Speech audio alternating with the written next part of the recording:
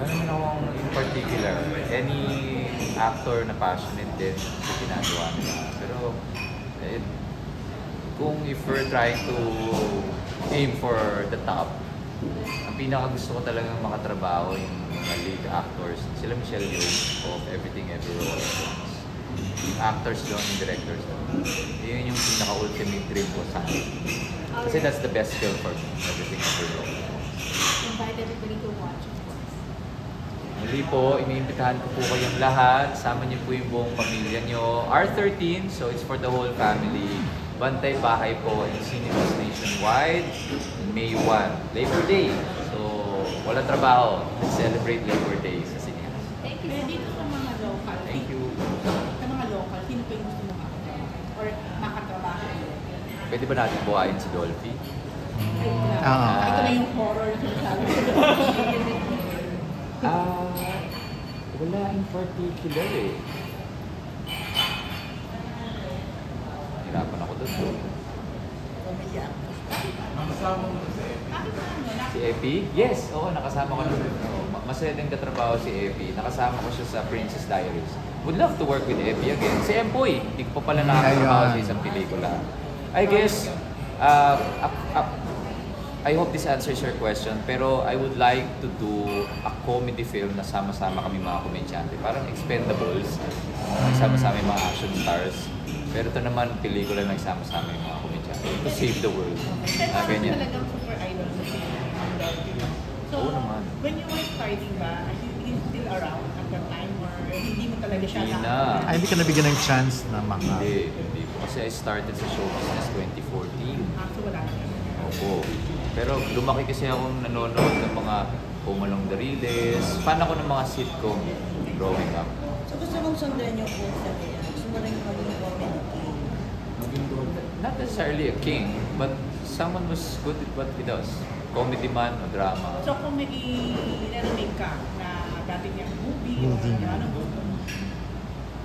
Wala naman in particular, pero meron siya isang pelikula na napatunayan na he's just not a comedy king. Yung pagiging magaling niya rin na drama actor. Drama actor. Yung anak Nanay na si kong tatay. Nino Mulak. Yun. That one.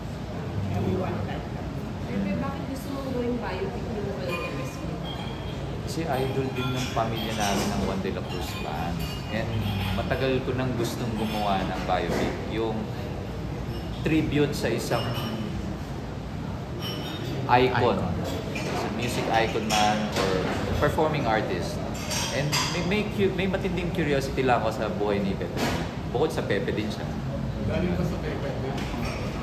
Hindi, kay Senator Pepe Jokno. Kasi aktivista po dati yung tatay ko, makulong siya. Senator Jokno yung naging isa sa mga lawyer niya. Tatay mo to? Ito yung tatay mo? Ano no? Ito your father? Yes. Oh. Thank you. Pepe, Aside from Empoy, sino pang dun sa Expendables? Sino pang bigyan? Nakasama, nakula. Isa-isa ko ba? Si Gerald Napoles, si Jelson, si Bayani, si Ryan Bang, Ang dami, si oo Long nga. Mejia, lahat na komedyante. Parang hero. Diba? Oo. Pero that would be iconic kung makagawa ng pelikula na gano'n. Kung may pipiliin ng director, sino? para dun sa movie na yon. Doon na ako sa closest friend ko, yung director ng Pangarap Kong Hold Up. Si Marius Talampas. Actually, we're doing a movie na pinopromote ni Gerald, yung 10 Utos kay Josh. Yun, may special participation din po ako sa pelikula na. Yun po yung comeback niya after ang Pangarap Kong Hold Up. Kasi ano po siya eh, commercial director siya eh. So yung mga napapanood nyo sa... yung mga commercials sa Grab ngayon, yung bata na may daliri sa noo, yung mga RC Cola commercials, siya po yun. eccentric. Oo, yes. It's all Marius. Sabi ko ni fan na raw, fan na Siya, fan idol ka na raw niya. Oo, noon pa nasa teatro, kapag reaction. Siyempre grateful and feel satisfying. It makes me feel na I'm doing my job well and correctly. Kasi si Director Xavier Reyes, we watched his films. Maliliit pa lang tayo, I suppose. Pero anong impression mo sa kanya dati? kay Joe? Pagka iconic director, meron akong impression na kailangan kong baguhin na nakakatakot. Kasi yung Pero may traditional- nakakatakot talaga, di ba? Si Direk Joey. Hindi, merong nakakatakot. Merong nakakatakot talaga, pero hindi si Direk. Hindi si Direk. Maharot yan. Ulit, tsaka masarap ka kwentuhan. Ah. Sobra. At matalino. Minsan nga inaawat na kami pag kunwari, yun ang gusto ko rin sa kanya, pag lunch talaga, hindi madalian. Kakain kami ng dahan-dahan, hindi yung, tara na. Minsan, aawatin na lang kami nung AD, direct, resume na tayo, kasi ang sarap ng kwentuhan, hindi namin namamalayan yung oras. Ano daw pinagkukwentuhan niyo? Ay. Si Turonio, saglit ko lang po siya nakatrabaho sa Darna. May special role lang ako doon. Nag-cameo. Tapos sabi niya, gusto niya raw na bumalik ako sa Darna. Kaso I had to do Iron Heart na. So nag-conflict ko. Si Direk Chito. Oo nga eh. Would love to work with him again. Sorry, you were saying? Wisdom from Direct.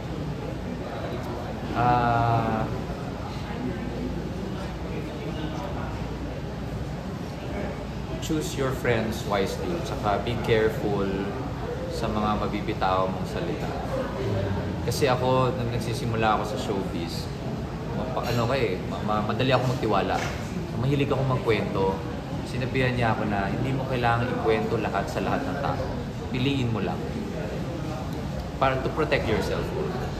So, Pepe, sunod yung project mo, anong ginagawa mo para hindi ma-repeat yung burnout? Kunwari ito ngayon, focus ako sa Parokya ni Edgar Musical. Sinasabi ko sa handler ko na at least meron akong 1 day or 2 day rest. Tapos pag natapos na yung chunk ng isang work, kahit 1 week break before I start another one. Saka iwas na ako sa puyatan agad. Doon ka na parang na-burnout dati. Kasi na yung taping niya. Araw-araw, tapos lagi puyat. Anong unang i-offer ko sa'yo na sinabi sa'yo ng Yes, ako agad. Gusto ko talaga makatrabaho si Direk Joey. So, hindi ko pa nga alam yung kwento, nag-oo na ako eh. Kasi I just want to learn from him. Kasi decades of wisdom eh. We're talking about... Hindi ka na kumaga, hindi ka ba natakot? Nagbida na siya dito eh. Okay din na makaramdam kasi ng takot for me eh. Kasi mahirap maging comfortable. Sa mga ganung pagkakataon na you feel like you're not in your comfort zone. Yun yung birthplace ng growth for me. So, I always go for that. Pepe, pag komedyante daw, lapitin ng babae. Sabi nila, In your case ba? How to avoid or ina-avoid mo ba? When I was single, I enjoyed it. I will not lie. I enjoyed that. I mean, I'm a man. I enjoy the attention and company of women. Pero syempre ngayon, may boundaries na lalo na meron akong asawa. May partner na at may mga anak. Yes. Pero before, hanggang saan ba umaabot yung pag-entertain na yun? Umaabot po sa ligawan din. Pero to the point, nagsasabay-sabay ba ng mga babae? Kasi at the time, syempre, I did enjoy. I can say na I enjoyed my teenager years, being a young man. bakit sa tingin mo malakas ang sex appeal ng mga komedyante? Proven kasi from, di ba? Bukod sa pagkain, humor po talaga, I think. way to Anyone's heart. Mapalalaki man o pababae. I think. Pero seryoso ka. Parang seryoso ka in real life eh. Ganun yung dating mo eh. I can be serious, but I can be sira ulo also. So nagbabago, depende sa... Yeah, depende rin po sa mood. Tatanong ka, di ba? Hinatay mo na Pepe, sila. looking forward ka na maulit-ulit ang movie niyo niya. Ha? Maulit kay Tony Gonzaga. Ano yun? Sorry. Tony Gonzaga ulit, na movie. yung maulit, ano? Gusto mo uling makagawa Oo ulit. naman. Oo naman. She's a good friend. So I really enjoy working with her. So, Kasi hawak niyo pa lang yung pinasok talaga sa sinihan. Kayo lang Yes. nga ang tumingin. Lumabot ng ulang linggo. 6 weeks. Yeah. Yes, I very much look forward to working with her. Mas mataas ang presyo. Ah? Mas mataas ang presyo Bahala na yung manager ko doon. Okay, Balik sa pagiging magaling magpatawa ni Todd, ano pa yung mga hinahanga mo sa kanya? Isa din ba yun parang yung galing niya sa mga girls na Hindi naman, pero I guess yung galing sa pag-connect sa tao. Kasi kahit anong gawin ni yung charm talaga yung charm and entertaining people. Tsaka yung yung pakikisama. Pero